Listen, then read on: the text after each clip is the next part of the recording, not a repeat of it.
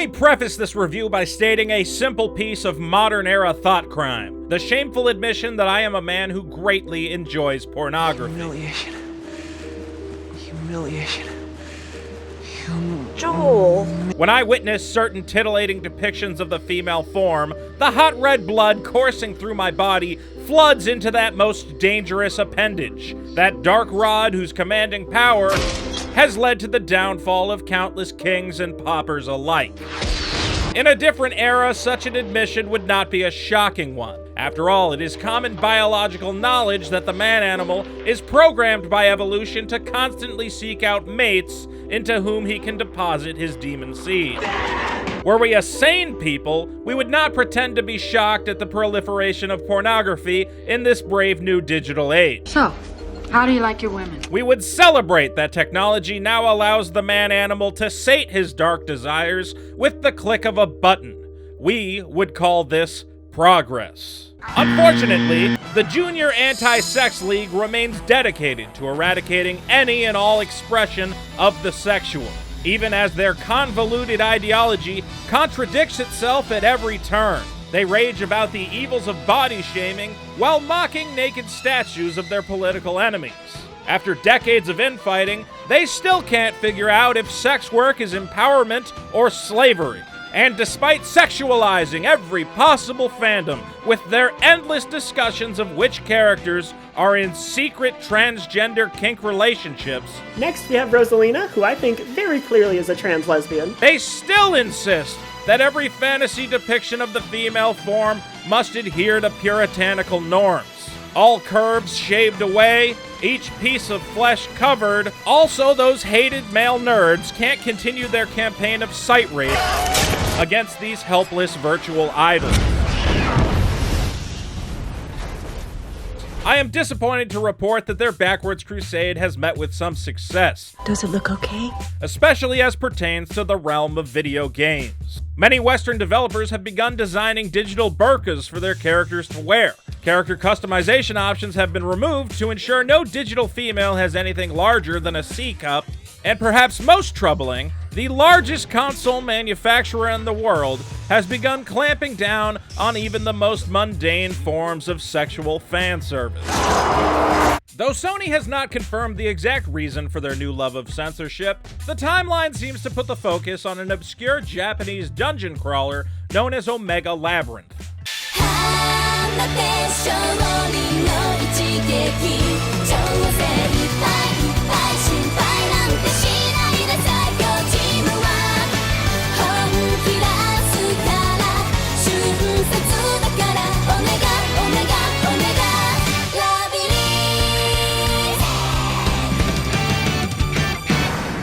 Originally released on the PlayStation Vita in 2015, the game features an assortment of beautiful women fighting their way through a series of randomly generated dungeons. As these women defeat the dungeon's various monsters, their boobs get bigger, increasing their stats and giving them access to special bra-bursting special attacks. It was a very silly premise for a game, and given the West's strange new fear of female anatomy, it was also one that seemed unlikely would ever be localized for an English audience. Yet in 2017, publisher P-Cube announced they were actually preparing the sequel for a Western release. However, to release on a Sony platform in a certain region, a game must first pass the ideological purity test of that region's respective ratings board.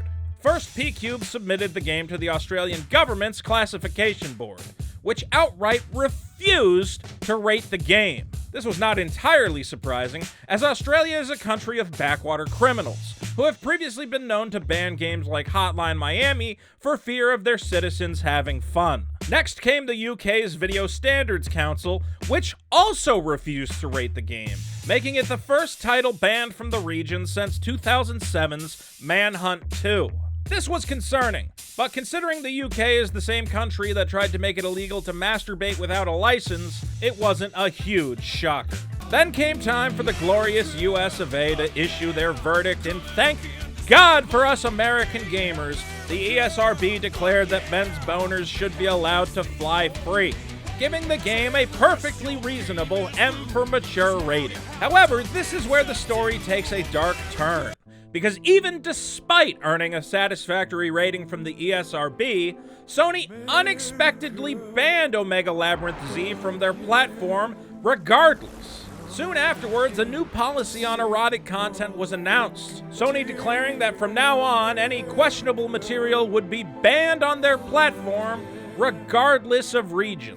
Holy shit.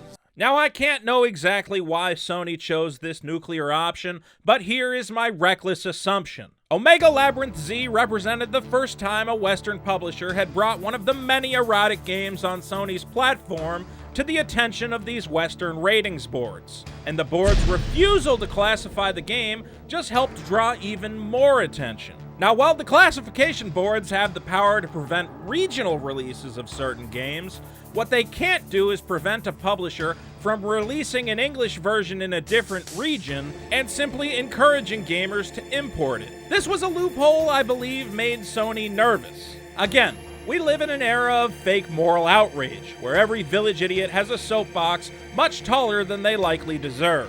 Imagine some overzealous politician or children's charity campaigner giving speeches about Sony allowing children to import rape simulators, threatening Sony's profits with the prospect of expensive new games legislation. So Sony made a calculated decision and decided to sacrifice whatever small revenue they received from the sale of hentai games to ensure a continued friendly relationship with legislative bodies. To put that more clearly in perspective, the UK and Australia being afraid of women is what is responsible for gamers worldwide being unable to see boobs on a Sony platform. I offer a big fuck you to both of these backwards, sex-fearing countries and a giant lick my balls to Sony themselves. Which brings us to the current year and the somewhat surprising arrival of Omega Labyrinth Life, the third installment in this sexy dungeon crawling series. As expected, the game is heavily censored on the PS4, with almost all of the risque content either covered up or removed entirely. Hell, they even censored the logo. So where does one go to get the full uncensored experience?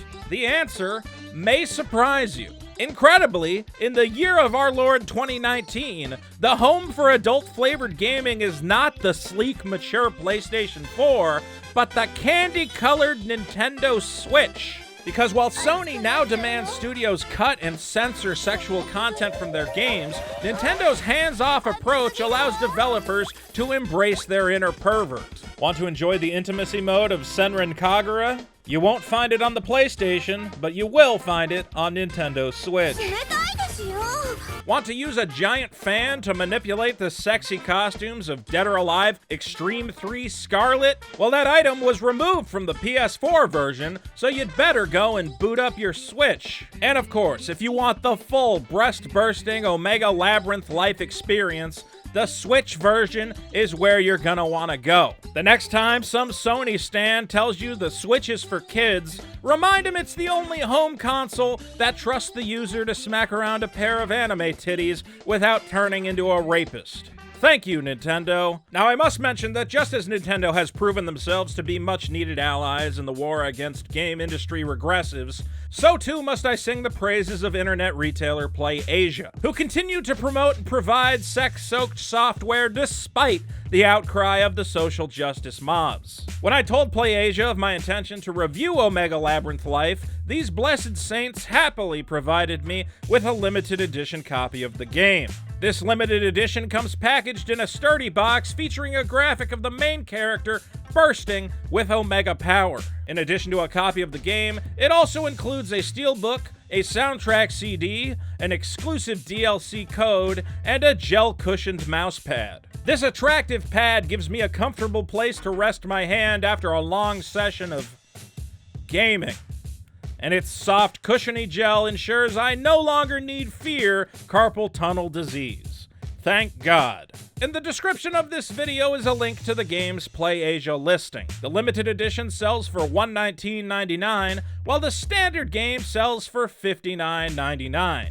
Again, do not purchase the PS4 release, simply titled Labyrinth Life, unless you're some sort of asexual freak. Now then, having covered at length the unfortunate state of the game industry and those brave rebels willing to stand against the tide, perhaps it's time I actually review the game in question. Let me start off by declaring that Omega Labyrinth Life has a very stupid plot, and that anybody disappointed to learn this is the worst kind of idiot.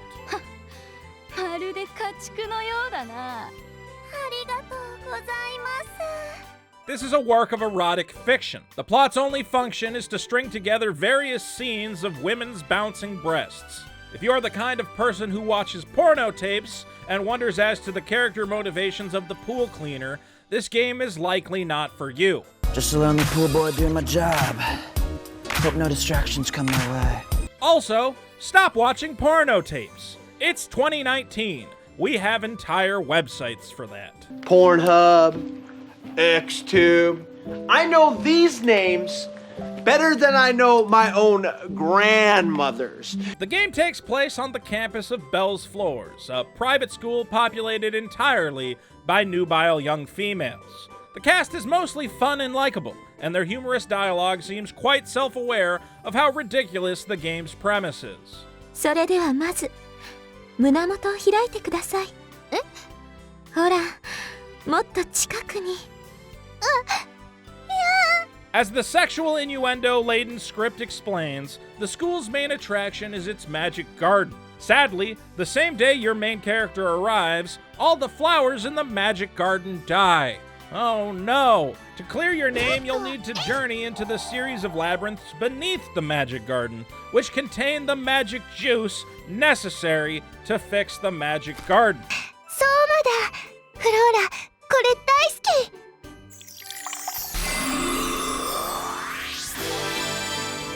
You'll also need to rescue the magic garden's spirits, and sometimes your classmates are trapped down there. I don't know. I wasn't really paying attention. The point is, your job is to go into the dungeons, progressing from floor to floor while defeating monsters and collecting copious amounts of loot. This part of the game is actually very fun, and I enjoyed constantly improvising strategies to deal with the various perils I encountered. Using spellbooks to identify traps, switching to ranged weapons to deal with nimble foes, or letting loose with a character's special attack to take out a dungeon boss. Dungeon crawling is done in teams of 2, allowing you to choose one character to lead and one character to follow behind as an AI companion. As the game progresses, you'll unlock new girls to join the team, opening up new strategies and character builds. For instance, the character Eureka is a huge-breasted lesbian with poor boundary issues and a very large magic stat. 聖堂で二人きりになれたら、その時はお姉さんに身も心も任せて。ね。After pairing her with a saber whose damage scales along with the magic stat, Eureka quickly became my leader of choice. My inventory loaded with some extra potions to compensate for her lacking physical defense. Now, though the game may look simplistic, be warned, it is a true roguelike, meaning that the game is fully prepared to kick your ass should it catch you slipping. I refer you to this unfortunate encounter where a ghost-type enemy began to whoop my ass from inside a wall, leaving me unable to fight back as I had brought no magic spells with me. After killing my jailbait partner, the enemy evolved into an even more horrific creature, easily chasing down my remaining waifu and stabbing the bitch to death. This is the nature of the roguelike, an unforgiving realm where your luck can change in an instant. This kind of blistering old-school difficulty probably won't disturb gaming veterans, but if you're the kind of kid who was raised on quick saves and infinite lives, maybe this one ain't for you. Unfortunately, the great joy I get out of clearing dungeon floors with my overpowered maidens stands in sharp contrast to the sheer boredom of the game's other major feature, tending to the aforementioned magic garden. This is the worst type of monotony, a mode I would skip entirely if it wasn't the primary way of obtaining the nectar required to pay for various items and molestation minigames. If I were some sort of autistic, maybe I would find joy in experimenting with different combinations of seeds and water, changing the layouts of my flower beds and decorating them with various statues and trinkets. However, I typically just mash buttons until I've successfully collected my gardening rewards and planted the new round of seeds. trying my best to get each plodding harvest over with as quickly as possible. I can only surmise that this lackluster feature was the result of the developers pouring their creativity and hard work into what truly matters: the variety of different scenarios, allowing the player to aggressively fondle their new concubines. There is no shortage of excuses to touch these fair-skinned maidens. Find a healing spa in a dungeon? Time to rest up and grab some boobs. The garden spirit is being attacked by bugs? Looks like your busy hands are on pest control duty. Found an unidentified item in the dungeon? Well, the only way to unlock its true potential is to jam it between a pair of fleshy globes and massage the mysteries right out of that sucker. The game has even found a way to sexualize rock, paper, scissors. Stay weird, Japan. Stay weird. But if you're truly interested in getting handsy with your stable of delicious legal-aged fillies, then skill blooming is the mode you'll be most excited for. Here you'll eagerly poke and prod each girl's various pressure points, skillfully manipulating their bodies to try and unlock the hidden powers contained inside, until finally that girl expels her magic fluid, assuring you of a job well done. Each girl has 4 different skill-blooming scenarios to unlock, giving you plenty of unique opportunities for touchscreen-enabled molestation. And should you tire of touching these women, maybe needing a bit of time to cool down, know that all of these sexual scenarios are entirely optional. But really, how long can one resist another thrilling round of erotic QuickTime events? Embrace the glorious pervert that lives inside of you and turn your speakers to full blast so that the neighbors might be able to hear what real gaming sounds like. Yeah, baby, that's what Daddy likes. In summary, I must repeat my opening thesis. I am a man who greatly enjoys pornography. I am also a man who is disturbed by the ongoing campaign to eradicate every sexual impulse from modern society. As such, I endorse Omega Labyrinth Life for what it is: a solid dungeon crawler, a terrible gardening simulator, and a giant middle finger to the regressive personalities who would attempt to censor it. Against all conceivable odds, 6 billion years of probability have somehow conspired to grant me this brief window of existence. And I don't intend to spend that time denying my every animal impulse so that the rest of you dancing skeletons might speak more kindly of me on Twitter. I intend to live and die as the filthy fucking animal God made me, carelessly spilling my seed across every inch of this doomed rock we call Earth. I embrace the hideous future of technology, eagerly awaiting the day the latest game console is capable of sucking my dick and making me a sandwich. Until then, I'll happily be tweaking virtual nipples on my Nintendo Switch. And if that offends a certain collection of backwards cretins, good. Omega Labyrinth Life for the Nintendo Switch. A solid 7 out of 10. Available now from PlayAsia.com. This has been Vito Gesualdi. Like and subscribe, click the bell, and get the fuck off my lawn.